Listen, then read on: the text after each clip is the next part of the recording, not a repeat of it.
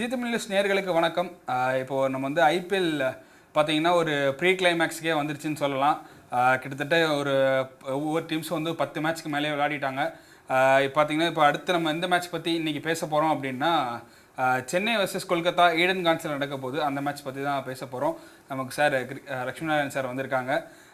இந்த மேட்ச் குறித்தும் ஐபிஎல்லோட இந்த சிச்சுவேஷன்ஸ் கொடுத்தும் நம்ம இப்போ பேசலாம். சார் இந்த ஃபஸ்ட்டு உங்கள்கிட்ட வந்து ப்ளே ஆஃப் ரேஸ் பற்றி தான் சார் கேட்கணும்னு நினைக்கிறேன். நம்ம முன்னாடியே நிறைய மேட்ச் பார்த்துருப்போம், யார் வரப்போகிறாங்க அப்படின்னு நம்ம நிறைய பேர் ப்ரெடிக்ஷன்ஸ் சொல்லியிருந்தோம். பட் கொஞ்சம் ஒரு 70% ஆஃப் த ஐபிஎல் முடிஞ்சிருச்சு. இன்னும் கொஞ்சம் தான் இருக்குது. கிட்டத்தட்ட ஒரு 20க்கும் லெஸ் லீக் மேட்சஸ் தான் இருக்குது. எந்த 4 டீம்ஸ் வந்து போகுதுன்னு இப்போ நினைக்கிறீங்க? பழைய ப்ரெடிக்ஷன்ஸில் இப்போ என்ன மாறுபடுறீங்க? நியாயமாக பார்த்தீங்கன்னா கொஞ்சம் கம்ஃபர்டபுளாக ஒரு சில டீம் வந்து மேலே போய் சேர்ந்துருக்க வேண்டியது. டெல்லி மாதிரி டீம்ஸ் வந்து பார்த்தீங்கன்னா கொஞ்சம் திடீர்னு தடுமாற்றம், என்னமோ சீரீஸ் ஆஃப் மேட்ச் தோற்றுக்கிட்டே இருக்காங்க. நான் நினச்சேன் டெல்லி ரொம்ப கம்ஃபர்டபுளாக டேபிள் டாப் பண்ணுவாங்கன்னு. பட் பார்த்தீங்கன்னா ஆர்சிபி தான் டேபிள் டாப் பண்ணியிருக்காங்க. ஸோ ஒரு மாதிரி இந்த பொசிஷன்ஸ்லேயே பார்க்கும்போது ஆர்சிபி அண்ட் மும்பை வந்து ரொம்ப கம்ஃபர்டபுளாக இருக்காங்க. And they just need 1 or 2 victories to ensure அவங்க வந்து டாப் 4 போகிறதுக்கு. அதுக்கப்புறமா அந்த ரேஸில் பஞ்சாப் ரொம்ப கிளாரிட்டியோடு அந்த இடத்துல இருக்காங்க. பட் 4வது டீம் பொறுத்த வரைக்கும் பார்த்தீங்கன்னா ரொம்ப ஒரு மாதிரி ஒரு ஸ்ட்ராங் காம்படிஷன் இருக்குது. பிகாஸ் எல்எஸ்ஜி இருக்காங்க, டிசி இருக்காங்க. இவங்க 2 பேருமே பார்த்தீங்கன்னா ஜிடியும் இருக்காங்க. பட் ஜிடி வந்து பார்த்தீங்கன்னா அடுத்த மேட்ச் வந்து மும்பையோட ஆட போகிறாங்க. ஸோ அந்த மேட்ச் வந்து ரொம்ப க்ரூஷியலாக இருக்க போகுது. பிகாஸ் மும்பை ஜெயிச்சாங்கன்னா கைண்ட் ஆஃப் அவங்களோட ஸ்பாட்டை வந்து கன்ஃபார்ம் பண்ணிக்கிறாங்க. ஜிடி பொறுத்த வரைக்கும் நான் ஒரு சின்ன ட்ராபேக் நான் பார்க்குறேன். நீங்கள் பார்த்தீங்கன்னா ஓவராலாக அவங்களோட டீம் காம்போசிஷனில் வந்துட்டு டாப் 3 பர்ஃபார்ம் பண்ணிகிட்டு இருக்காங்க. But as we get closer to the அந்த எண்ட் ஆஃப் த டோர்னமெண்ட் ஏதாவது ஒரு மேட்ச் பை எனி சான்ஸ் பார்த்தீங்கன்னா இப்போ டெல்லி சமீபத்தில் கொலாப்ஸ் ஆன மாதிரி ஒரு 20-3 25-3 அந்த மாதிரி ஆகும்போது அவங்களோட மிடில் ஆர்டர் வந்து பார்த்தீங்கன்னா த்ரூ அவுட் த டோர்னமெண்ட் 11 மேட்ச்சில் பெருசாக அவங்களுக்கு வந்து ஒரு ஷைன் பண்ணுறதுக்கான ஆப்பர்ச்சுனிட்டியே கிடைக்கல. அண்ட் அந்த ஒரு மேட்ச் சடனாக அவங்க எதிர்பார்க்காத போது வரும்போது பார்த்தீங்கன்னா அவங்களோட பர்ஃபார்மன்ஸ் வந்து you cannot depend on it. So GT qualify ஆகிறதுக்கான சான்ஸ் ரொம்ப ஜாஸ்தி இருக்குது. அதில் வந்து சந்தேகமே இல்லை. ப்ராபப்ளி அவங்க தான் அந்த 4th டீமாக இருக்கும். ஆனால் என்னோட ஒரு பாயிண்ட் ஆஃப் வியூவில் வந்து அவங்களோட மிடில் ஆர்டர் வந்து இன்னும் இப்போ எதிர்பார்த்த அளவுக்கு ஒரு என்ன சொல்கிறது ஒரு ஒரு பர்டிகுலர் கான்டெஸ்ட்டில் வந்து இன்னும் அவங்கள டெஸ்ட் பண்ணல. அதனால் பார்த்தீங்கன்னா அவங்க வந்து ஒருவேளை மிஸ் அவுட் ஆகிறதுக்கான வாய்ப்பும் ஓரமாக ஒரு வாய்ப்பு இருக்குது. ஸோ இந்த 4 டீம் தவிர பார்த்தீங்கன்னா எல்எஸ்ஜி மற்றும் டிசி வந்து இந்த மாதிரி கொலாப்ஸ் ஆகும்னு கண்டிப்பாக எதிர்பார்க்கல. Somewhere mid part of the டோர்னமெண்ட்டில் வந்து அவங்க ஐ திங்க் டூ மச் எக்ஸ்பெரிமெண்ட்டுன்னு சொல்கிறதா இல்லை somewhere they lost focus. But still I bet on DC. Some or the other way DC will find a way. And DC உள்ளே வரணும்னா maybe யாராவது ஒரு பெரிய டீம் அப்செட் ஆனால் தான் முடியும். ஸோ என்னால் கரெக்டாக ஒரு 4 சொல்ல முடியல. பிகாஸ் நல்ல டீம்ஸ் இருக்காங்க. மேபி அவங்களோட ஃபார்மை திரும்பி கண்டுபிடிச்சி ஒரு 2 games தொடர்ந்து வின் பண்ணாங்கன்னா டேபிள் ரொம்ப இன்ட்ரெஸ்டிங்காக இருக்கும். ஸோ ப்ராபப்ளி கரண்ட் சினாரியோவில் Mumbai and RCB ensures their spot. பஞ்சாபும் ஓரளவுக்கு குவாலிஃபை ஆகிட்டாங்க. 4th டீமாக I feel either it's between GT or DC. Okay, அதாவது சார் சொன்னாங்க டிசி மாதிரி ஒரு டீம் உள்ள வரணும், ஒரு டீம் பெரிய டீம் கொலாப்ஸ் ஆகணுன்ட்டு. எனக்கு தெரிஞ்சு மும்பைக்கு அந்த சான்ஸ் இருக்குன்னு நினைக்கிறேன். ஏன்னா அவங்க 3 மேட்ச் பார்த்தீங்கன்னா sir GT, DC and Punjab ஒரு 3மே வந்து நீ டாப் 4க்கு இருக்கிற மாதிரி ஒரு டீம் யாருன்னு பார்ப்போம். சார் சொன்ன மாதிரி ஒரு ரொம்ப ஏர்லி ப்ரெடிக்ஷன்ஸ் தான் இதுவுமே. சார் இப்போ ப்ளே ஆஃப் ரேஸ் பார்த்தோம். அதே ப்ளே ஆஃப் ரேஸில் இன்னும் வந்து கொல்கத்தா இருந்துகிட்டு இருக்காங்க. போன மேட்ச் பார்த்தீங்கன்னா ஒரு ரன் வித்தியாசம் ஜெயிச்சு அந்த பிலீவை இன்னும் அவங்க வச்சுட்ருக்காங்க. இன்னும் அவங்களுக்கு ஒரு 4 மேட்சஸ் இருக்குது அவங்களுக்கு. அடுத்ததாக அவங்க சென்னையை வந்து அவங்களோட ஹோம்லேயே இப்போ இது பண்ண போகிறாங்க. சார் என்ன நினைக்கிறீங்க? கொல்கத்தாவோட ஒரு இந்த டோர்னமெண்ட்டோட ஸ்டோரி ஒன்று எப்படி பார்க்குறீங்க அவங்களோட? கொல்கட்டா பார்த்தீங்கன்னா ஃப்ரம் த பிகினிங் வந்து ஆக்சுவலி ஒரு சூப்பர்ப் டீம்ங்க. ஆனால் இந்த டோர்னமெண்ட்டோட ஆரம்பத்தில் அவங்களோட அந்த ப்ரிவியூ ஷோவில் நான் சொல்லியிருந்தேன். ஆக்சுவலி ஒரே ப்ராப்ளம், அவங்க அஜிங்கியா ரஹானே வந்து கேப்டனாக நாமினேட் பண்ணது தான் நான் அன்றைக்கி ஃபீல் பண்ணேன்னு சொன்னேன். பிகாஸ் ஓவரால் கம்போசிஷனில் வந்து பார்த்தீங்கன்னா அவரோட ஸ்பாட் வந்து ரொம்ப இட் ஹாஸ் பிகம் ஒரு மாதிரி ட்ரிக்கி சுச்சுவேஷன். மேபி அவர் ஒரு கேப்டனாக இல்லாமல் இம்பாக்ட் பிளேயராக ஆடிருந்தால் டீமோட பொசிஷன் இன்னும் பெட்டராக இருந்திருக்கலாம். பட் அவர் கேப்டன் ஆனதுனால பார்த்தீங்கன்னா இப்போ வெங்கடேஷ் ஐயர் மாதிரி ஆட்களுக்கு வந்து ஒரு நிரந்தர இடம் கிடைக்காத காரணத்தினால டீமுக்குள்ள கன்ஃபியூஷன்னால தான் அவங்க இன்னைக்கு குவாலிஃபை ஆகாமல் போகிறதுக்கு ஒரு வாய்ப்பே ஆகுது. லாஸ்ட் இயர் வின்னர்ஸ் இந்த வாட்டி டோர்னமெண்ட் ஸ்டார்ட் ஆகும்போது வின்னில் தான் ஸ்டார்ட் பண்ணாங்கன்னு நினைக்கிறேன். பட் அதுக்கப்புறம் பார்த்தீங்கன்னா த்ரூ அவுட் த டோர்னமெண்ட் எக்கச்சக்க ஒரு மாதிரி என்ன சொல்கிறது ஒரு மாதிரி ஆக்ஷன் ப்ராசஸ் தோக்குறாங்க ஜெயிக்கிறாங்க. அண்ட் ஆக்சுவலி அந்த மழை பெஞ்சு அவங்களுக்கு அந்த ஒரு மேட்ச் அந்த ஒரு பாயிண்ட் வந்து ரொம்ப அட்வான்டேஜாக அவங்களுக்கு அமைஞ்சுது. So throughout the tournament வந்து ஒரு நல்ல ஸ்குவாட் தான். பட் என்னமோ I think some confusion within the management and the playing 11 form பண்ணுறதுல பார்த்தீங்கன்னா ரொம்ப பெரிய கன்ஃபியூஷனுங்க. கடைசியாக வந்து ரஹானே வந்து அவருக்கு ஆண்ட்ரே ரசலுக்கு வந்து கொஞ்சம் நம்பி பால் கொடுக்குற மாதிரி ஆச்சு. பேட்டிங்லேயும் டாப் எஸ், ரொம்ப ஆண்ட்ரே ரசலை அண்டர் ப்ளே பண்ணிட்டாங்க. அண்ட் வந்து பார்த்தீங்கன்னா அதை மீறியும் பார்த்தீங்கன்னா சில காம்பினேஷனில் வந்து டூ மச் எக்ஸ்பெரிமெண்டேஷன்ஸ் டவுன் தி போலிங், அது வந்து பார்த்தீங்கன்னா அவங்களுக்கு வந்து ரொம்ப எதிர்பார்த்த மாதிரி ஒர்க் அவுட் ஆகலை. பட் ஓவரால் பார்த்தீங்கன்னா சென்னையை கம்பேர் பண்ணும்போது Kolkata in a better position, as well as பாயிண்ட்ஸ்லையும் நல்ல பெட்டர் பொசிஷனில் இருக்காங்க. ஓவரால் டீம் அட்மாஸ்ஃபியரும் பெட்டரான ஒரு பொசிஷனில் இருக்காங்க. ஓகே, நீங்கள் இப்போ கொல்கத்தா பற்றி பேசிட்டு இருக்கும்போது நம்ம சென்னைக்கு போகலாம். அந்த மேட்ச் பார்க்கறதுக்கு முன்னாடி நம்ம சென்னை டீம் பற்றி பர்டிகுலராக நம்ம கேட்டாகணும்னு நினைக்கிறேன் சார். எவ்வளவோ நீங்கள் சொன்னீங்க நிறைய எக்ஸ்பெரிமெண்ட் பண்ணியாச்சு, நிறைய கட் அண்ட் சாப்ஸ் பண்ணியாச்சு. அப்படி இருந்த போதும் அவங்களால ஒரு நல்ல ஒரு காம்பினேஷனுக்கு இன்னும் போக முடியல. அடுத்த இதுக்கு தான் ரெடி பண்ண போகிறோம் அப்படின்னு சொல்லிட்டு அவங்க முன்னே சொன்னாங்க. சப்போஸ் பிளே ஆஃப் குவாலிஃபை ஆகலைன்னா அடுத்த சீசனுக்கான பிளேயிங் 11 அமைக்க போகிறோன்னு சொன்னாங்க. இப்போ அதுலேயும் அவங்க ஓரளவுக்கு ஏதாவது ஒரு இடத்துல முன்னேறிட்டாங்களான்னு தெரியலை.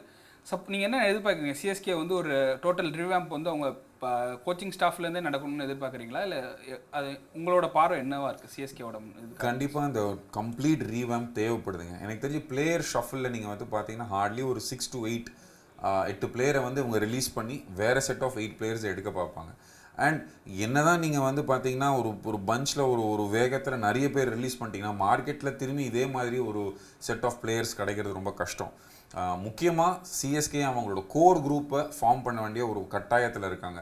அந்த கோர் குரூப் பார்த்தீங்கன்னா ஒரு 6 பேர் ரெகுலராக 11ல் ஆடக்கூடிய ஒரு 6 பேரை வந்து அவங்க டெஃபினட்டாக ஃபார்ம் பண்ணி அவங்களுக்கு இந்த 3 மேட்ச் வந்து ஒரு வாய்ப்புகள் கொடுத்து அவங்கள செட் பண்ணுறது வந்து அவங்களுக்கும் நல்லது, பார்க்குற ரசிகர்களுக்கும் அது ஒரு நல்ல ஒரு அபிப்பிராயத்தை க்ரியேட் பண்ணும். அண்ட் சப்போர்ட்டிங் ஸ்டாஃபில் வந்து நான் லாஸ்ட் டைமே சொன்ன மாதிரி கொஞ்சம் எக்ஸாஷன் தெரியுதுங்க. பிகாஸ் டூ மெனி வின்ஸ் அவங்க பின்னாடி இருக்குது. பட் அதுதான் பிரச்சனையாக மாறிக்கிட்டு இருக்குது. பிகாஸ் இந்த 18 வருஷத்தில் கிட்டத்தட்ட பார்த்தீங்கன்னா இந்த ஐபிஎல்லில் ஒரு பெரிய சேஞ்ச் வருது. நான் ஒரு ட்ரெண்ட் ரிவர்சல் பார்க்குறேன். அதாவது முன்னாடி சொன்ன மாதிரி அவுட் ஸ்டேஷன் பிளேயர் 4 பேரை சுற்றி ஒரு 7 பேர் நம்ம கன்ஸ்ட்ரக்ட் பண்ணி அவங்கள நம்பி மேட்ச்க்கு மேட்ச் ஆடி அவங்க பர்ஃபார்ம் பண்ணுறது மூலிமா ட்ராஃபி வின் பண்ண காலங்கள் போக நம்ம டொமஸ்டிக் பிளேயர்ஸை வந்து ரொம்ப பேங்க் பண்ண ஆரம்பிச்சிட்டாங்க. அவங்க டாப் லெவலில் பர்ஃபார்ம் பண்ண ஆரம்பிச்சிருக்காங்க. That is showing some really great signs. அதாவது ஃபியூச்சர் ஆஃப் இந்தியன் கிரிக்கெட் ரொம்ப நல்ல யங்ஸ்டர்ஸ் கிட்ட இருக்குது. ஸோ மேபி சிஎஸ்கே மேனேஜ்மெண்ட் வந்து அதை நோக்கி போனால் இட்ஸ் பெட்டர். அவங்களோட ரீசன்ட் ஃபைண்ட் அவுட்டே பார்த்தீங்கன்னா அவர் அந்த ஆயுஷ் மாத்திரை வந்து ரொம்ப பிரமாதமாக ஆடுறாரு. நான் உங்ககிட்ட சொன்னேன், அதாவது லாஸ்ட் டைம் வந்து அவர் ஒரு முரளி விஜயை ரிசம்பிள் பண்ணுற மாதிரி ஒரு ஃபீலிங் இருக்குது. ரொம்ப கிரேஸ்ஃபுல்லாக ஆடுறாரு.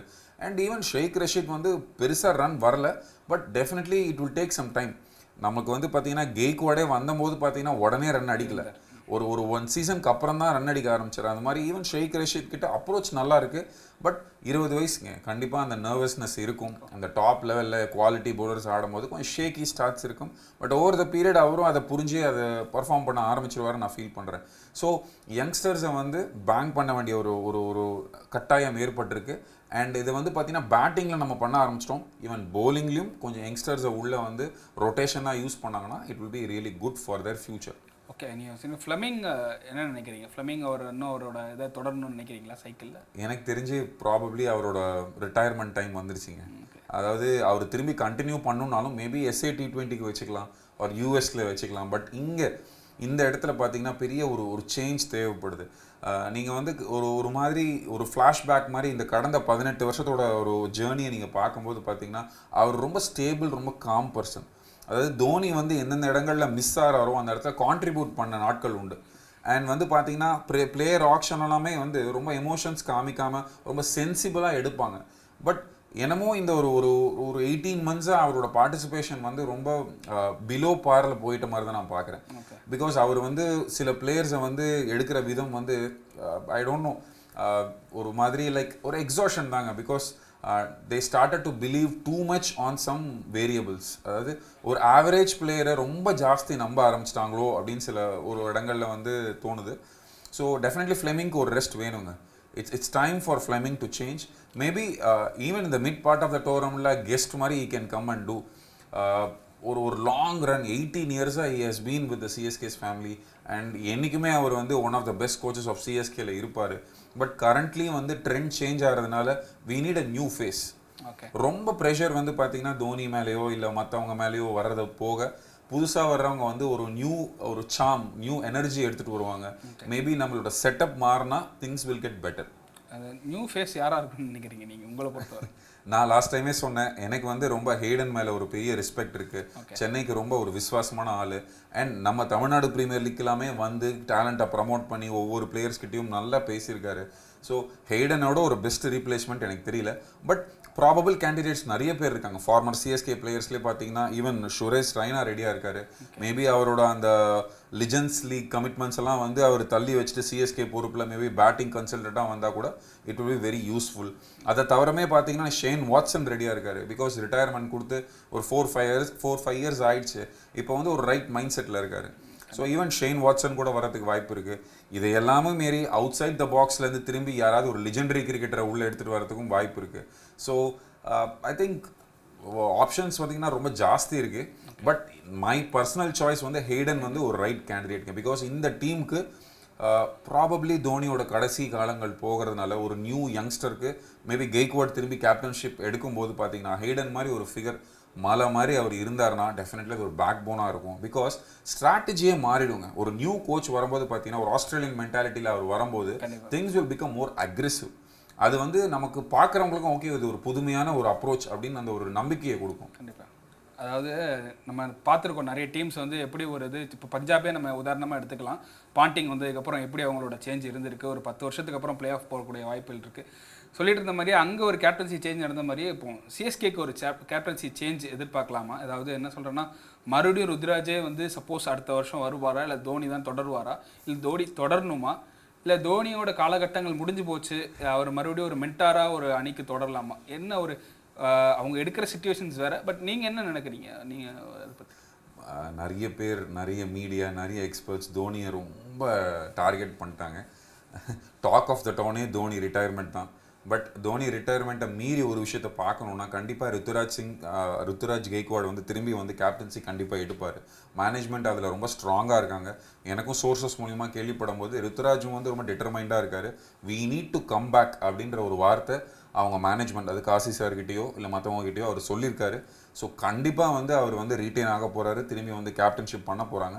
பட் நான் சொன்ன மாதிரி சில ஒரு மாதிரி மேனேஜ்மெண்ட்டில் ஒரு சின்ன சின்ன இடங்களில் வந்து மாற்றங்கள் இருக்கும்போது கேப்டனுக்கும் வந்து பார்த்தீங்கன்னா ஒரு பெரிய சேஞ்ச் வரும். அண்ட் இது வந்து ரொம்ப கஷ்டமான ஒரு விஷயம். நீங்கள் பார்த்தீங்கன்னா தோனி மாதிரி ஒரு ஸ்டால்வர்ட், அதாவது பார்த்தீங்கன்னா one of the best captains of the all time, அந்த மாதிரி ஒரு பர்சனை வந்து ரீப்ளேஸ் பண்ணுறது வந்து ரொம்ப ரொம்ப கஷ்டங்க. கண்டிப்பாக அவரோட ட்ராக் ரெக்கார்டை வந்து புதுசாக வர யாராலையுமே வந்து பார்த்தீங்கன்னா கம்பீட் பண்ண முடியாது. But at the same time எல்லாத்துக்குமே ஒரு முடிவு, அதாவது ஒரு ஃபேமஸ் சேயிங் இருக்குது, all good things must come to an end. அந்த மாதிரி தோனியோட கரியரும் ஒரு காலத்தில் முடிவுக்கு வந்து தான் ஆகணும். So at the earliest is better for CSK's next generation. அதாவது இந்த இடத்துல வந்து பார்த்தீங்கன்னா சிஎஸ்கேவோட நெக்ஸ்ட் ஜென்ரேஷன் டீமு தான் இப்போ நம்ம பார்க்க போகிறோம். வாட் எவர் இந்த 18 இயர்ஸில் ஆச்சோ இது பாஸ்ட். அடுத்த ஜென்ரேஷனை நம்ம வரவேற்க ஒரு முக்கியமான தருணம் வந்துருச்சு. ஸோ கிட்டத்தட்ட பார்த்தீங்கன்னா இந்த ஓல்டு பிளேயர்ஸை வச்சு ஆடுற அந்த ஒரு ஃபார்முலாவை மாற்றி திரும்பி new players new set of காம்பினேஷன்ஸை வந்து எதிர்நோக்கி போகும்போது த நியூ ஜென்ரேஷன் வில் என்ன சொல்கிறது, they will come and perform. Okay. ஆனால் நீங்கள் சொன்ன மாதிரி நியூ ஜென்ரேஷன்ஸ் தான் வந்து இப்போ சிஎஸ்கேவே ஃபில் ஆயிருக்குன்னு சொல்லலாம். பார்த்தீங்கன்னா ஆயுஷ் மாத்ரே, ஷேக் ரஷீத், டிவால் பிரேவிஸ், அன்ஷுல் கம்போஜ். இப்போ இந்த இடத்துல ருத்ராஜ் கெய்க்வாட்டும் வரும்போது ஒரு நல்ல ஒரு இதாக இருக்கும். நூர் அகமது, ரச்சின் அப்படின்னு ஒரு நல்ல கோர் இருக்காங்க சிஎஸ்கேக்கு. இந்த இடத்துல தான் இப்போ வந்து வன்ஷ் பேடியை நம்ம ரொம்ப எதிர்பார்த்துட்டு இருந்தோம். அவர் எப்போ வருவார், நாளைக்கு வந்துடுவார், அடுத்த மேட்ச்சில் வந்துடுவார் அப்படின்னு பார்க்கும்போது ஒரு தசைனார் கிழிவு சார்ந்த ஒரு காயம் காரணமாக இப்போ ஒரு அவர் தொடர்லேருந்து வெளியே போயிருக்காரு. அவர் உள்ள உர்வில் பட்டேலை வந்து எடுத்திருக்காங்க. குஜராத் அணிக்கு ஒரு நல்ல ஒரு பிளேயராக இருந்திருக்காரு. ஃபாஸ்டஸ்ட் இந்தியன் செஞ்சுரி தான் அவர் T20 அடித்த ஒரு இந்தியன் பிளேயர் அவர் தான். அவர் ஒரு விக்கெட் கீப்பரும் கூட. சப்போஸ் அடுத்த மேட்ச்சில் இல்லை அடுத்து வர 2-3 மேட்ச்சில் தோனிக்கு ஒரு கடைசி இதாக இருந்து அவர் உள்ளே வர்றதுக்கான வாய்ப்புகள் இருக்கா? இந்த சீசன்லேயே தோனி வெளியே போகிறதுக்கான வாய்ப்புகள் இருக்கா? ரொம்ப கஷ்டமான ஒரு கேள்விங்க. பட் வந்து பார்த்தீங்கன்னா உண்மை என்னென்னா, நான் சோர்ஸஸை கேட்கும்போது கண்டிப்பாக தோனி ஆடுறாருங்க. அதில் எந்த விதமான மாற்றமும் இல்லை. தோனி கண்டிப்பாக இந்த சீசன் முடிக்கிறாரு. அதுவுமே வந்து நான் கேள்விப்பட்ட வரைக்கும் he is very determined. I don't want to go on a losing ஏன்னா streak. இப்போ அவர் வந்து பழைய இதில் சொல்லியிருப்பாங்க என்னன்னா சென்னையில் தான் என்னோட கடைசி லீக் விளாடணும் அப்படின்ட்டு. இப்போ பார்த்தீங்கன்னா ராஜஸ்தானோட தான் கடைசி மேட்ச் May 12 வந்து சென்னையில் விளாடுறாங்க. சப்போஸ் இந்த சீசனோட முடிச்சுட்டு போகிறாரு அப்படின்னு நீங்கள் சொல்கிற மாதிரி ஒரு பிளானிங்காக இருந்தாலும் சென்னையோட நான் லாஸ்ட் லீக் முடிச்சுக்கிறேன். அதுக்கப்புறம் ஒரு குஜராத் மேட்ச் இருக்குது ஆக்சுவலாக. அதனால் நான் இது முடிச்சுக்கிறேன். அவசரமாக ஒரு வில் பட்டேல் கொண்டு வந்திருக்காங்க. ஒரு விக்கெட் கீப்பர் பேட்டரை ரீப்ளேஸ்மெண்ட்டாக போயிருக்காங்க. ஸோ அதனால் கேட்குறேன், சப்போஸ் கேப்டன்சி யாராவது ஒரு மேட்ச்சுக்காண்டி சப்போஸ் ஜடேஜாவோ இல்லை வேறு யாருக்காவது சும்மா ஒரு மேட்ச்சுக்கு கொடுத்துருச்சு அவர் சேப்பாக் மேட்சோட கிளம்புறதுக்கான வாய்ப்புகள் இருக்குமா? எல்லாமே ஒரு பாசிபிலிட்டி தாங்க. கண்டிப்பாக பார்த்தீங்கன்னா அதுக்கான சான்சஸ் ரொம்ப ஜாஸ்தி. ஸோ எனக்கு தெரிஞ்சு இந்த சீசன் வந்து தோனியோட கடைசி சீசனாக இருக்கும்னு நான் வந்து ரொம்ப ஸ்ட்ராங்காக பிலீவ் பண்ணுறேன். பிகாஸ் அவரும் வந்து ஒரு எக்ஸாஷனை நோக்கி போயிட்டுருக்காரு. பிகாஸ் தோனி வந்து வை ஸோ ஸ்பெஷல் அதை நீங்கள் பார்த்தீங்கன்னா அவரோட இன்ஸ்டிங்க்ட், அவர் சம்டைம்ஸ் எடுக்கிற ஸ்பெக்குலேட்டிவ் பெட் வந்து ரொம்ப ரொம்ப ரொம்ப ப்ராமிசிங்காக இருந்திருக்கு. அதாவது யாருமே எதிர்பார்க்காத நேரத்தில் சுரேஷ் ரெய்னாவை பவர் பிளேயில் போட வைப்பார், யுவராஜ் சிங்க்கு போலிங் போட கொடுத்து ஹேட்ரிக் எடுக்க வச்சுருக்காங்க. So he is very special on taking some very speculative bets and அது வந்து நிறைய வாட்டி நமக்கு ஃபேவரபுளாக நடந்திருக்கு. பட் சமீப காலத்தில் பார்க்கும்போது என்னமோ அவரோட டிசிஷன் மேக்கிங் ஸ்கில்ஸ் வந்து கொஞ்சம் மேபி டிசிஷன் ஃபெட்டிக்னு சொல்லலாம். அதாவது முடிவெடுத்து ஒரு ஸ்டேஜுக்கு மேலே மோட்டிவேஷன் லெவல்ஸ் கம்மி ஆகிட்ட மாதிரி இருக்குது. தோனியே அவரோட சமீபத்தில் அதாவது அவரோட லாஸ்ட் ஸ்ட்ரிண்ட் ஆஃப் இந்த மேட்சஸில் கேப்டன்சி பார்த்தீங்கன்னா பிரமாதமாக பண்ணாருன்னு சொல்ல முடியல. பிகாஸ் எங்கேயோ ஒரு ஒரு ஒரு ஒரு சின்ன இப்போ அவருக்கும் ரித்துராஜுக்கும் ஒன்றும் பெரிய டிஃபரன்ஸ் இல்லை, வித்தியாசங்கள் இல்லை. இதே போலரை ரித்துராஜ் எப்படி ஹேண்டில் பண்ணாரோ இவரும் அதே தான் ஹேண்டில் பண்ண மாதிரி இருக்கு. மேபி இதே போலர்ஸ் ஒரு 4 வருஷம் முன்னாடி தோனி கிட்ட கிடைச்சிருந்தா அவர் வேற மாதிரி ஹேண்டில் பண்ணியிருக்க வாய்ப்பு இருக்கு. பட் அதுதான் நான் சொன்ன மாதிரி மோட்டிவேஷன் லெவல் வந்து ஒரு முக்கியமான ஃபேக்டர். ஆஸ் யூ ஏஜ் உங்களுக்கு அந்த காம்படிட்டிவ் ஸ்பிரிட் கம்மி ஆகிடும். எதனால் நீங்கள் வந்து பார்த்தீங்கன்னா கான்ஸ்டன்ட்லி மீடியாவில் வந்து ஒரு 37 இயர் ஓல்டை வந்து எப்போ ரிட்டையர் ஆக போகிறீங்கன்னு கேட்டுக்கிட்டே இருக்காங்கன்னா because of that competitive attitude. அதாவது அந்த டாப் லெவலில் வந்து அவங்க வந்து யங்ஸ்டர்ஸோட கம்பீட் பண்ணுற அளவுக்கு ஒரு ஸ்ட்ரென்த் காமிக்க மாட்டாங்க. இப்போ சமீபத்தில் பார்த்தீங்கன்னா விராட் கோலி தான் எக்ஸப்ஷனல் கேஸ். இன்றைக்கும் வந்து ஒரு யங்ஸ்டரை ஓட விட்டாங்கன்னா இவர் ஜெயிக்கிறது அளவு ஃபிட்டாக இருக்கார். பட் அதை தவிர பார்த்தீங்கன்னா அந்த 37 இயர்ஸ் ரோஹித் சர்மாவாக இருக்கட்டும் அண்ட் எத்தனை ஒரு சீனியர் பிளேயர்ஸ் பார்த்தீங்கன்னா அவங்களோட ஃபிட்னஸ் லெவல் காமிக்குது உங்களுக்கு. ஈவன் சுரேஷ் ரெய்னாவே அதனால தான். Yes exactly. ஸோ அவங்களோட ஃபிட்னஸ் லெவல் தான் வந்து மெயின் ரீசன். மோட்டிவேஷன் லெவல்ஸ் கம்மியாக இருக்கும். So it is very hard. அதாவது ரொம்ப ஒருத்தங்களை வந்து எக்ஸ்டெண்டடாக நம்மளால் இழுக்க முடியாது. So at one point of time they have to take a call. புரியுது சார். ஸோ அந்த மாதிரி தான் இந்த இடத்துல இருக்குது. அண்ட் ஐ திங்க் சம்வேர் முன்னாடி சொன்ன மாதிரி all good things must come to an end.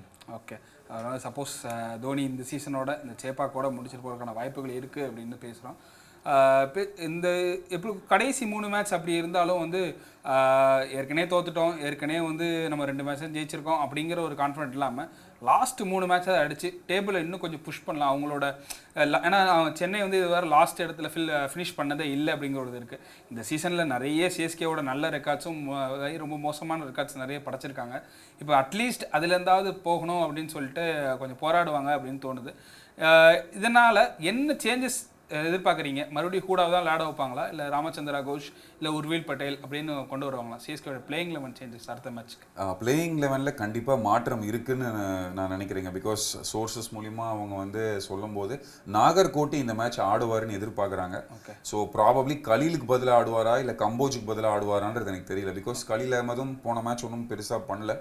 And வந்து கிட்டத்தட்ட ஒரு 11 மேட்ச் ஆடி இருக்காரு. மேபி கலீலுக்கு ஒரு பிரேக் கொடுக்க போகிறாங்களான்னு தெரியல. ஆர் அன்ஷுல் கம்போஜை வந்து திரும்பியும் ஒன்ஸ் அகெயின் ஒரு ரொட்டேஷனல் பேஸில் அவருக்கு பதிலாக நாகர்கோட்டி ஆட வைக்க போகிறாங்களான்னு தெரியல. பட் கேள்விப்படும் போது நாகர்கோட்டி இந்த மேட்ச் ஆடுறதுக்கான சான்சஸ் ரொம்ப ஜாஸ்தி. அதை தவிர சேஞ்ச் பார்த்தீங்கன்னா எனக்கு தெரிஞ்சு வேறு எதுவும் இருக்கிறதுக்கான வாய்ப்பு இல்லை. பிகாஸ் ஒரு மாதிரி மற்றவங்க எல்லாருக்கும் எக்ஸ்டெண்டட் ரன் கொடுக்கணும்னு தான் முடிவு பண்ணியிருக்காங்க.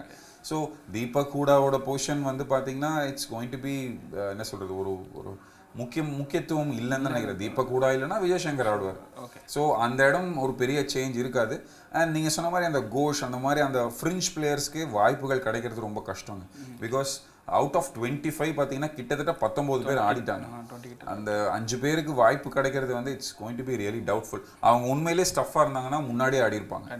ஸோ இந்த லாஸ்ட் 3 மேட்சஸில் வந்து சான்ஸ் கொடுப்பாங்களான்னு பார்த்தீங்கன்னா எனக்கு தெரியல. நான் முன்னாடியே ஒரு இன்டர்வியூவில் சொன்ன மாதிரி இந்த 3 மேட்ச் வந்து யாரை ரீட்டைன் பண்ணலான்றதுல தான் அவங்களோட ஆப்ஜெக்டிவ் இருக்குமே தவிர வேறு எக்ஸ்பெரிமெண்டல் ஃபேஸில் இருக்க மாட்டாங்க. பிகாஸ் நாகர்கோட்டி ரொம்ப ப்ராமிசிங்காக நெட்டில் போட்டுக்கிட்டு இருக்காரு. அண்ட் அவங்களோட ஸ்கீம் ஆஃப் திங்ஸில் இருக்காரு. இன்கேஸ் அவரை வந்து திரும்பி ரீடைன் பண்ணணும்னு அவங்க நினச்சாங்கன்னா இந்த ஒரு 3 கேம்ஸ் கொடுத்து பார்ப்பாங்க.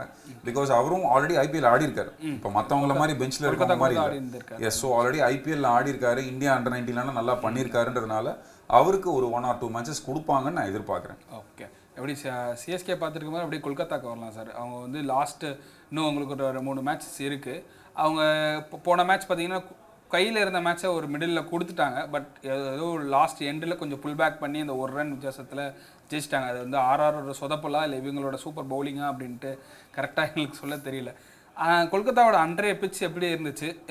இந்த மேட்ச் சிஎஸ்கேக்கு எதிரான மேட்ச்சில் கொல்கத்தா என்ன மாதிரி ஸ்ட்ராட்டஜிஸ் எடுக்க போகிறாங்கன்னு நினைக்கிறீங்க சார்? கொல்கட்டாவோட பிரின்சிபல்ஸ் ரொம்ப ஃப்ளாட்டுங்க. அதாவது அவங்க கிட்டேருந்து நீங்கள் பெருசாக எதுவுமே எதிர்பார்க்க முடியாது. ஒரு அவுட் ஸ்டேஷன் பிளேயர் குர்பாஸ் தான் ஓப்பன் பண்ண போகிறாரு. எந்த வித மாற்றமும் இல்லை. And if they win the toss கண்ணை மூடிட்டு போலிங் தான் போட போகிறாங்க. Because they want to get CSK all out under 160, 150, 160 all out ஆகிற மாதிரி தான் அவங்களோட கேம் பிளான் இருக்க போகுது. அண்ட் அவங்களோட பாயிண்டில் பார்த்தீங்கன்னா இந்த டோர்னமெண்ட் எப்படி போச்சு அப்படின்னு பார்க்கும்போது கம்ப்ளீட்டாக ஆக்ஷன் ப்ராசஸ்ங்க. அவங்களோட பர்ஃபார்மன்ஸ் கூட பார்த்தீங்கன்னா கண்டினியூட்டியே இல்லை. இப்போ வருண் சக்கரவர்த்தி பார்த்தீங்கன்னா சம்டைம்ஸ் பவர் பிளேயில் கொடுக்குறாங்க, சம்டைம்ஸ் அவரோட ஃபர்ஸ்ட் ஓவர் 9th ஓவர் எடுத்துகிட்டு வராங்க. என்னமோ இன்கன்சிஸ்டண்ட்டாக இருந்தது அவங்களோட டிசிஷன் மேக்கிங். அதாவது தோக்கிற டீம் சிஎஸ்கேல தப்புகள் நடந்தால் பரவாயில்ல, பட் ட்ராஃபி அடிச்சு சூப்பராக இந்த டோர்னமெண்ட்டை ஆரம்பித்த அவங்க இவ்வளோ கன்ஃபியூஷன்ஸில் வந்து மாட்டக்கூடாது. அண்ட் சமீபத்தில் நான் படிக்கும்போது கூட அவங்க கோச் மேலே டூ மச் கான்ட்ரவர்சிஸ் வர்ற மாதிரி கேள்விப்பட்டேன், சந்திரகாந்த் பண்டிட் அவர் மேலே. So there are lots of problems within the மேனேஜ்மெண்ட்டுங்க. அதாவது ஜஸ்ட் பிகாஸ் ட்ராஃபி அடிச்சதுனால அவங்களுக்கு எல்லாமே ஈஸியாக போச்சான்னு கேட்டிங்கன்னா இல்லை. ஐ திங்க் இந்த 3 கேம் அவங்களுக்கு 3 கேம் இருக்குன்னு நினைக்கிறேன். இந்த 3 கேம் அவங்க எதிர்பார்க்குற மாதிரி போகலன்னா அவங்களோட மேனேஜ்மெண்ட்லேயும் பார்த்தீங்கன்னா பெரிய ஷஃபுல் இருக்கிறதுக்கான வாய்ப்பு இருக்குது. ஸோ ஓவரால் கேகேஆர் வந்து பார்த்தீங்கன்னா டூ மெனி ப்ராபபிலிட்டிஸ். அதாவது ரிங்கு சிங் மாதிரி ஒரு ஒரு இண்டிவிஜுவலை வந்து கம்ப்ளீட்டாக வேஸ்ட் பண்ணிட்டாங்க இந்த வருஷம். இப்போ நீங்கள் வந்து பார்த்தீங்கன்னா அவரை பர்ஃபார்ம் பண்ணலன்னு சொல்லுவீங்களா? கண்டிப்பாக முடியாது, இல்லை. அப்போ அவருக்கு சரியான ஆப்பர்ச்சுனிட்டி கொடுக்கல. எங்கே அவங்க மிஸ் பண்ணாங்கன்னு பார்த்தீங்கன்னா உங்களோட ஃபினிஷர் இந்த ஒரு 2 இயர்ஸாக ரொம்ப நல்லா பண்ண அந்த ஃபினிஷரை நீங்கள் ப்ரமோட்டே பண்ணல, திரும்பி அதே ரோல்லையே தான் வச்சுருக்கீங்க. அது வந்து ஒரு பெரிய நெகட்டிவ் பாயிண்ட். ஏன்னா இந்தியாவுக்கே ஒரு நம்பர் 4 ஆட ஆரம்பிச்சிட்டாரு. ஸோ சம்வேர் மேனேஜ்மெண்ட் வந்து ரொம்ப லேட் பேக்காக இருந்திருக்காங்க. இங்கே தான் வந்து நீங்கள் பார்க்கணும் கௌதம் கம்பீரோட டிஃப்ரென்ஸ். அதாவது கௌதம் கம்பீர் எப்படி ஒரு கான்ட்ரிபியூஷன் கொடுத்துருக்காருன்றத வந்து கண்டிப்பாக இந்த இடத்துல நம்ம பார்த்தே ஆகணும். வித்தவுட் கௌதம் கம்பீர் கேகேஆர் வந்து பவர்லெஸ். ஓகே, ஆக்சுவலாக நீங்கள் சொல்லும் போது தான் தெரியுது அவங்க நிறைய சேஞ்சஸ் பண்ணியிருக்காங்க. இப்போ ரகுவன்ஷியே ஒரு மேட்ச் 4th விளையாடுவார், 1 down இறங்க இல்லை 2 down இறங்குறாரு அப்படின்னா இன்னொரு மேட்ச் நம்பர் 7 கூட இறங்குறாரு. இந்த மாதிரியான இதை நம்ம பார்த்தது இல்லை எங்கேயும். இப்படிப்பட்ட டீமில் நாளைக்கு சென்னைக்கு எதிராக ஒரு இம்பார்ட்டண்டான ஒரு கீ பிளேயர்ஸாக யாரை எதிர்பார்க்குறீங்க நீங்கள்? சென்னையிலையும் சரி கொல்கத்தாலையும் சரி மேட்ச். கேகேஆர் பொறுத்த வரைக்கும் நான் டெஃபினெட்லி அந்த யங்ஸ்டர் ரகுவன்ஷியை பேக் பண்ணுறேங்க. சான்ஸே இல்லைங்க. சூப்பர் டேலண்ட் அண்ட் ஒரு மாதிரி ஒரு நல்ல ஒரு ஷேப்பில் இருக்கார். ஒரு 2 இயர்ஸாக வந்து கேகேஆரோட ட்ராவல் பண்ணுறாரு and is just 20 year old and is having a great future. கேகேஆருக்கு வந்து குவாலிஃபை ஆக முடியுமா முடியாதா எனக்கு தெரியல. அவங்க டேபிள் எங்கே முடிக்க போகிறாங்கன்றத பற்றி இல்லை, பட் ஃபியூச்சர் ஜென்ரேஷனை பேக் பண்ண வேண்டிய முக்கியமான டைம் வந்துருச்சுங்க. ரகுவன்ஷி அண்ட் ரிங்கு சிங் இவங்க 2 பேரை அவங்க வந்து டெஃபினெட்லி பேக் பண்ணி ஆகணுங்க. Because these 2 are going to be the future. So somewhere Raghuvanshi 1 down and Rinku Singh definitely number 4 or 5 ஆடணும். அப்போ தான் வந்து ரிடம்ஷன் இருக்கும். இல்லைனா கண்டிப்பாக ரிங்கு சிங்கே வந்து போதுண்டா சாமின்னு சொல்லிட்டு ரிலீவ் வாங்கிட்டு வந்து வேற ஒரு டீமில் ஆடுறதுக்கான சான்ஸ் இருக்குது. இன்ஃபேக்ட் ரிங்கு சிங் மாதிரி ஒரு டேலண்ட் சிஎஸ்கே கிடச்சாங்கன்னா டெஃபினெட்லி ஜஸ்ட் இமேஜின் அவர் ஒரு எல்லோ ஜெர்சியில் நீங்கள் யோசிச்சு பாருங்களேன். நமக்கு வந்து ஒரு பயங்கரமான ஒரு சூப்பர் கேண்டிடேட் அடுத்த ஒரு 5-6 வருஷத்துக்கு கிடைக்கிற மாதிரி இருக்கும். பிகாஸ் லெஃப்ட் ஹேண்டர் ஃபினிஷர் நமக்கு இல்லை. பிகாஸ் டூபே வந்து இன்கன்சிஸ்டன்ட் ஆகிட்டாரு. அண்ட் நான் டூபேயை பற்றி சொல்லுங்க, ஃபிட்னஸ் ரொம்ப பிரச்சனைங்க. அவரால் ஓடவே முடியலைங்க. லாஸ்ட் மேட்ச் நம்ம அதை பற்றி பேசணும்னு நினச்சிட்டு இருந்தோம். எக்ஸாக்ட்லி, அவரோட ஃபிட்னஸ் வந்து ஒரு பெரிய கேள்விக்குறிங்க. அதாவது ஜஸ்ட் பிகாஸ் வந்து இந்த இம்பாக்ட் பிளேயர் ரூல் இருக்கிறதுனால அது ரொம்ப அட்வான்டேஜாக எடுத்துக்கிற மாதிரி எனக்கு தோணுது. பிகாஸ் நீங்கள் இந்தியா ஆடணும்னா இந்த மாதிரி இம்பாக்ட் ரூல்லாம் கிடையாது. அப்போ நீங்கள் உங்களோட ஃபிட்னஸ் டாப் லெவலில் இருக்கணும். அண்ட் அவர் ஒரு ஜென்யூன் ஆல்ரவுண்டர். இந்தியாவுக்கு போலிங் போட்டு விக்கெட் எடுத்திருக்காரு. ஆனால் இங்கே பார்த்தீங்கன்னா சிஎஸ்கேக்கு போலிங் போட இனிஷியேட்டே பண்ண மாட்டேங்கிறாரு. ஸோ சம்வேர் இந்த விஷயங்கள்லாம் மாறணும். ஸோ அவங்களோட ஆங்கிளில் ரிங்கு சிங்கை மிஸ் பண்ணிட்டாங்கன்னா ப்ராபப்ளி ரிலீஸ் பண்ணக்கூடிய சுச்சுவேஷன் ஆகிடும். ஸோ அவங்களோட கீ பிளேயர்ஸில் நான் ரிங்கு சிங் அண்ட் ரகுவன்ஷி அண்ட் 3ஆவதாக பார்த்தீங்கன்னா டெஃபினட்டாக நான் ஆண்ட்ரே ரசலை சொல்கிறேங்க. Because one player who is always Mr. Dependable for KKR. KKR-ஓட எத்தனை வருஷமா அசோசியேட் ஆயிருக்காருன்னு பார்த்தீங்கன்னா நம்மளால வந்து சொல்லவே முடியாது. ரொம்ப ஒரு டிகேடா வந்து KKR-ஓட ஒரு டிகேடுக்கு மேல KKR-ஓட பிராண்ட்ல இருக்காரு. And is genuinely a very very mister gentleman. அதாவது மற்ற வெஸ்ட் இண்டியன் மாதிரி ஒரு ஆட்டிடியூடே கிடையாது. ரொம்ப காம், பிஸ்னஸ்னா பிஸ்னஸ் என்னன்றத ரொம்ப கிளியராக எடுத்து கொடுத்துட்டு போறாரு. அவரோட பர்ஃபார்மன்ஸ்னால தான் அவங்களுக்கு இன்னும் ஹோப் இருக்கு. அண்ட் ஒருவேளை KKR ஃபர்தராக போகணும்னா அவரோட பர்ஃபார்மன்ஸ் ரொம்ப முக்கியமாக இருக்கும். And again CSK is always good. So I think he is going to continue is good form. So 3 players for KKR, இந்த 3 பேர் தான். CSK போட 3 players சொல்கிறதுக்கு முன்னாடி போன மேட்ச்சில் வந்து பார்த்தோம். ஆக்சுவலாக ஒரு ரொம்ப ஒரு குரூஷியலான ஒரு டைமில் ஒரு குரூஷியலான ஒரு இதுனே சொல்லலாம். அம்பையரோட அந்த ஒரு ரன் அவுட்டில் LBW அது எப்படி அந்த இதை பார்க்குறீங்க? யார் மேலே தப்பு, என்ன தான் நடந்துச்சாங்க? இந்த இடத்துல வந்து பார்த்தீங்கன்னா தப்பு சொல்ல முடியல. பிகாஸ் மேட்சோட ப்ரெஷர் வந்து டூ என்க்ராஸ்ட், பிளேயர்ஸ் எல்லாம் ரொம்ப இன்வால்வ் ஆகிட்டாங்க. டிவால் பிரேவிஸ் வந்து சரியாக அதை பேட்டில் கனெக்ட் பண்ணலை. அவரோட மிஸ்டேக்கில் பேட்டில் கனெக்ட் பண்ணால் நான் ஷஃபில் ஆகி உள்ளே வந்துட்டேன், மேபி நான் அவுட் ஆகிருக்கும்னு நினைக்கிறேன் அப்படின்னு. பிகாஸ் அவருக்கு வந்து அந்த இடத்துல தெரியாது. ஸோ அவர் வந்து ரவீந்திர ஜடேஜாவை பார்க்கும்போது பட் ரவீந்திர ஜடேஜாவோட மொத்த இன்டென்ஷன் ஒரு ரன் எடுக்கிறதுல தான் இருந்ததே தவிர அம்பையர் அவுட் கொடுத்ததே அவர் கவனிச்சாரன்றதை பார்க்கல. So pure miscommunication. என்ன நடந்ததுன்றதை வந்து அவங்க ரியலைஸ் பண்ணுறதுக்குள்ள டைமே முடிஞ்சிச்சு.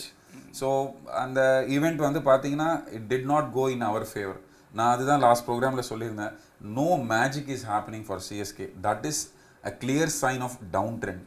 ஸோ அந்த டவுன் ட்ரெண்டான ரீசன் தான் ஈவன் KKR-ஓட இந்த மேட்சும் பார்த்தீங்கன்னா எந்த ஒரு மாற்றமும் இருக்காது. It's going to be a complete opposite side நமக்கு. ஸோ ஒரு டவுன் ட்ரெண்டில் நீங்கள் ஒரு ரிவர்சல், ஒரு மேட்ச் வந்து திடீர்னு அவுட்ஸ்டாண்டிங்காக ஜெயிக்கணும்னா உங்களுக்கு அது வந்து ஆரம்பத்திலே தெரியுங்க. அந்த ஆயுஷ் மாத்திரையோட இன்னிங்ஸ் நினச்சிருந்தா அவர் 100 அடிச்சு கம்ப்ளீட் பண்ணியிருந்திருக்கலாம். அவர் 94ல் அவுட் ஆவார்னு யாருமே எதிர்பார்க்கல. ஸோ எதுவுமே நம்மளோட ஃபேவரில் நடக்கலை. நம்மளோட ஃபேவரில் ஒரு விஷயம் நடக்கணும்னா நம்ம பண்ணுறதே பண்ணால் நமக்கு கிடைக்கிறதே தான் கிடைக்கும். நம்ம இது வரைக்கும் பண்ணாத ஏதாவது ஒரு விஷயத்த புதுசாக பண்ணணும். மேபி நான் என்ன ஃபீல் பண்ணுறேன்னா தோனிக்கு பட மாட்டேங்குதுன்றாங்க. ஸோ கடைசி 3 மேட்ச் தான் இருக்குது. why not Dhoni come 1 down? Okay, give it a try something different. Anyhow win or lose doesn't matter. Let's try to enjoy your final phase of your career. அந்த final 2-3 மேட்ச்சில் maybe Dhoni up front வந்து நான் பின்னாடி எதுக்கு ஆடணும், let me try, நான் முன்னாடியே வந்து ட்ரை பண்ணுறேன். பிகாஸ் ஆரம்ப காலத்தில் சேசிங்னா நம்பர் 4 வந்து ஆடுவார். ஸோ அந்த மாதிரி இந்த இடத்துல அவரோட ஃபைனல் ஃபேஸில் இதுக்கு மேலே ஒன்றுமே இல்லைங்க. அதாவது there is nothing to lose. And Dhoni வந்து நம்பர் 4 வந்து அவுட் ஆனாலும் வழக்கம் போல் அவர் அமைதியாக போக போகிறார். பீப்புள் என்றைக்குமே அவர் மேலே ஒரு ஃபேண்டம் வந்து இருக்குது. அந்த ஒரு கிரேசினஸ் கண்டிப்பாக இருக்குது. Is always a good leader. இந்த ஒரு மேட்ச் அவர் ரன் அடிக்காததுனால யாரும் அவரை வந்து குறை சொல்ல போகிறதில்ல. ஸோ ஐ திங்க் ஏதாவது ஒரு வித்தியாசத்தை நம்ம அந்த இடத்துல எடுத்துகிட்டு வந்தால் மட்டும்தான் ரிசல்ட் நம்ம பக்கம் வரும். பண்ணுறதே பண்ணால் கிடைக்கிறதே தான் கிடைக்க போகுது. ஓகே, இந்த வித்தியாசமாக பார்க்கும்போது இந்த 3 பேர் தான் இந்த மேட்சுக்கு பண்ண போகிறாங்க அப்படின்னு CSKல யாரை பார்க்குறீங்க? அந்த 3 பேர் அப்படின்னு பார்த்தீங்கன்னா மறுபடியும் நான் வந்து கண்டிப்பாக டிவல் பிரேவிஸை தான் சொல்கிறேன். பிகாஸ் நான் போன வாட்டி சொன்ன அதே ஃபார்முலா தான். Because there should be a hope. யாராவது ஒருத்தர் இதை அந்த என்ன சொல்கிறது நம்ம ஒரு பேக் போன் ஆஃப் த டீமாக மாறணும். இப்போ பார்த்தீங்கன்னா சடனாக டீமில் பார்க்கும்போது who is the backbone, who is the pivot of the team அப்படின்னும் போது ரவீந்திர ஜடேஜாவை சொல்லணும்னு தோணுது. பட் அவரும் அவரோட 36-37 இயர்ஸ் கிட்ட ஆயிடுச்சு ஐ திங்க். ஸோ எவ்வளோ நாள் இன்னும் இப்போது ப்ராபப்ளி இன்னொரு 1 இயருக்கு அப்புறம் அவருமே வந்து is going to be not part of the playing 11. அப்போது we need some youngster who we can rely on 5-6 years. அந்த இடத்துல மேபி டிவால் பிரேவிஸ் ஒரு சவுத் ஆஃப்ரிக்கன் டச் நமக்கு கிடைக்கும். அண்ட் அந்த ஒரு 5 இயர்ஸ் அவர் வந்து நம்ம கூட ட்ராவல் பண்ணணும்னா இந்த 3 மேட்சும் அவரோட பர்ஃபார்மன்ஸ் ரொம்ப முக்கியம். பிகாஸ் ஆல்ரெடி ஒரு கனெக்ஷன் ஏற்பட்டுருச்சு. அவர் வந்தவொடனே ஒரு உற்சாகம் இருக்கு. எஸ், ரொம்ப ஒரு சம் எனர்ஜி வந்து இட்ஸ் கம்மிங். ஸோ ப்ராபப்ளி அந்த ஹோப் அவர் மூலிமா கிடைச்சா ரொம்ப நல்லா இருக்கும்னு ஃபீல் பண்ணுறேன். So he will be the 1% to watch out for. And Ayush மாத்திரேவை மிஸ்ஸே பண்ண முடியாது. பிகாஸ் ஒரு செம டேலண்ட். And amidst all these confusions and இந்த டவுன் ட்ரெண்டில் ஒரு என்ன சொல்கிறது ஒரு சேத்துல காமிக்கிற ஒரு வைரம் மாதிரி நமக்கு அவர் தெரிகிறாருங்க. பிகாஸ் ஈவன் வந்து நம்ம ஷேக் ரஷீதை பற்றி இந்த ஆரம்பத்தில் ரொம்ப பேசியிருக்கோம். அவரால் கூட இந்த மாதிரி ஒரு இம்பாக்ட் கிரியேட் பண்ண, இன்ஃபேக்ட் ரித்துராஜ் கூட இப்படி ஒரு இம்பாக்ட் கிரியேட் பண்ண எஸ் வந்த உடனே இதுதான் நான் அப்படின்ற ஒரு மெசேஜை வந்து இந்த வேர்ல்டு காமிச்ச மாதிரி இருந்தது. 17 வயசு தாங்க ஆகுது. எனக்கு தெரிஞ்சு ஃபேஸ் ஆஃப் சிஎஸ்கேவா அவர் வந்து ரொம்ப நாள் நம்ம கூட வரதுக்கான வாய்ப்பு இருக்குது. அண்ட் யங்ஸ்டர்ன்றதுனால சிஎஸ்கே டெஃபினெட்லி அவர் ரொம்ப ட்ரெஷர் பண்ணுவாங்க. அடுத்த வருஷமும் இந்தியா அண்டர்-19 ஆட போகிறாரு. So it's going to be a great. அவரோட form it will determine because Eden கார்டன்ஸும் சின்ன venue and it's going to be a batting friendly condition. But Ayush மாத்ரேக்கு டெஸ்ட் வருண் சக்கரவர்த்தி எப்படி ஹேண்டில் பண்ண போறாருன்றது. ஸோ அந்த டெஸ்ட்ல அவர் குவாலிஃபை ஆயிட்டாருன்னா ரொம்ப நாள் இல்லை அவர் இந்தியா ஆடுறது ரொம்ப சீக்கிரமா இந்தியா ஆடிடுவார். Okay. And third player to watch out for it's definitely Noor அகமத்ங்க. பிகாஸ் நூர் அகமத் திரும்பியும் அந்த பர்பிள் கேப் ரேஸுக்கு வந்துட்டாரு, 4வது இடத்துல இருக்காரு. And he is having the ability to take wickets. அதை திரும்பியும் இந்த 3 மேட்ச்ல அவர் என்ஷோர் பண்ணார்னா அவரை நம்ம ரீடைன் பண்றதுல ஒரு பர்பஸ் இருக்கும். அண்ட் கண்டிப்பா அவர்கிட்ட ஒரு பெரிய 4-5 விக்கெட்ஸ் எடுக்கக்கூடிய எபிலிட்டி இருக்கு. அண்ட் அவங்க டீம்ல நிறைய லெஃப்ட் ஹேண்டர்ஸும் இருக்காங்க. So he will be good against left handers. ரைட்டை விட லெஃப்ட்டுக்கு ரொம்ப நல்லா போடுவார். ஸோ ஐ திங்க் அஹமத் பிரதர்ஸ்ல நான் ஒரு அஹமட்டை மட்டும் ரீடைன் பண்றேன். So Noor Ahmad is a third person. Okay. முன்னாடியே சொல்லிட்டு இருந்தீங்க சுனில் நரேனுக்கும் ஆயுஷ் மாத்ரே எப்படி இருக்க போகுது அப்படிங்கும்போது இந்த மேட்சோட இன்ட்ரெஸ்டிங் மேட்சப்ஸை யாரை பார்க்குறீங்க சார்? டெஃபினெட்லி நீங்கள் சொன்ன மாதிரி spin twins Sunil Naren and Varun சக்கரவர்த்தி அகெயின்ஸ்ட் ஆயுஷ் மாத்ரே எப்படி இருக்குன்றது பார்க்கணும். Because AYUSH Mhatre against fast bowlers சூப்பராக ஆடுறாரு. அவரோட புல்லாக இருந்தாலும் சரி, அவரோட கவர் டிரைவாக இருந்தாலும் சரி, ஈவன் அவர் வந்து ஆன் டிரைவ் கூட ரொம்ப பிரமாதமாக ஆடுறாரு. குமாரை போட்டு எக்ஸாக்ட்லி அவரோட பேட்டிங் ரொம்ப பார்க்கறதுக்கு ரொம்ப டிலைட்ஃபுல்லாக இருக்கு. பட் அகெயின்ஸ்ட் ஸ்பின்னர்ஸ் அவர் எப்படி ஆட போறான்றது ரொம்ப குரூஷியல். பிகாஸ் நான் பார்த்த வரைக்கும் அவர் ரொம்ப கிரீஸ்ல இருந்தே தான் ஆடுறாரு, அவர் இறங்கி ஆட மாட்டேங்கிறாரு. அண்ட் பெருசா இந்த 2 ஸ்பின்னரையும் யாரும் ரொம்ப டாமினேட் பண்ணதில்லை. ஒரு யங்ஸ்டர் இந்த 2 பேரையும் டாமினேட் பண்ணாருன்னா சூப்பராக இருக்கும்.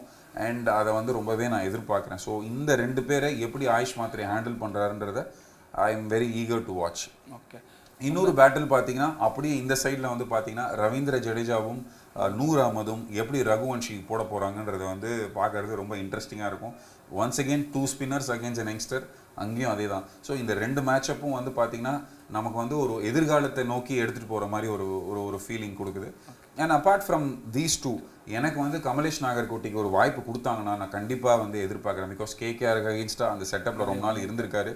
அண்ட் நாகர்கோட்டி ஆடினார்னா அவர் ஒரு 3 விக்கெட் எடுத்தாருனா எனக்கு கண்டிப்பாக அது வந்து ஒரு ப்ராமிசிங்கான விஷயமா இருக்கும். பிகாஸ் அல்டிமேட்லி இந்த இடத்துல நம்ம ஒரு கிரிக்கெட் ரசிகராக எதிர்பார்க்கறது என்னன்னா the change for the future.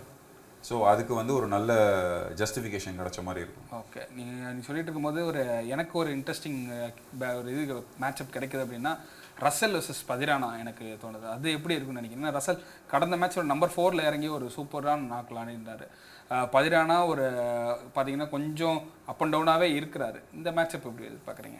பதிரானாவோட pattern நீங்கள் பார்த்தீங்கன்னா நான் ஆக்சுவலி இந்த ப்ரோக்ராம் ஸ்டார்ட் ஆகிறதுக்கு முன்னாடி அதை தான் பார்த்தேன். ஒரு மேட்ச் சூப்பராக பண்ணால் அடுத்த மேட்ச் சொதப்புறாரு.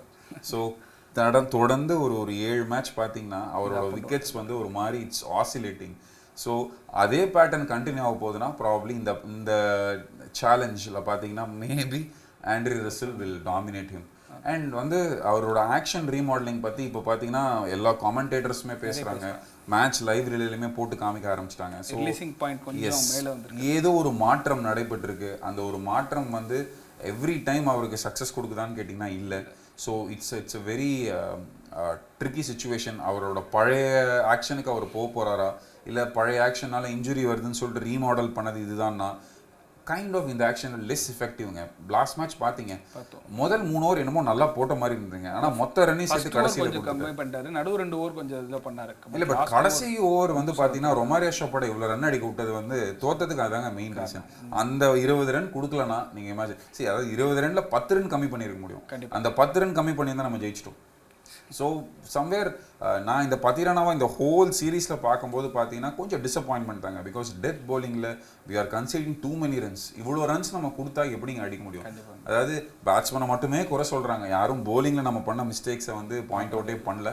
ஸோ சம்வேர் bowlingலும் நிறைய குறைகள் இருக்குது, ஓவராலாக அட்ரஸ் பண்ணும் அது. கண்டிப்பாக நீங்கள் பார்த்தீங்கன்னா போன மேட்ச் கூட தோனி சொல்லியிருந்தார், நான் ஐ டேக் த பிளேம் அப்படின்னு சொல்லியிருந்தார். பட் அவர் பேட்டிங் சொல்லியிருந்தார்.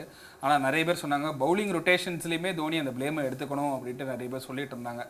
இவருக்கு கொடுத்த அன்ஷுலுக்கு ஓவர் முடிக்காமல் இருந்தது அப்படின்னு நிறைய கான்ட்ரவர்சிஸ் இருக்குது. சரி, இந்த கான்ட்ரவர்சிஸ்லாம் மத்தியில் சிஎஸ்கே வர்சஸ் கேகேஆர் யார் வின் பண்ண போகிறாங்க? உங்களோட ப்ரெடிக்ஷன்ஸ் என்ன? யார் தான் அப்பர் ஹேண்டில் இருக்காங்க?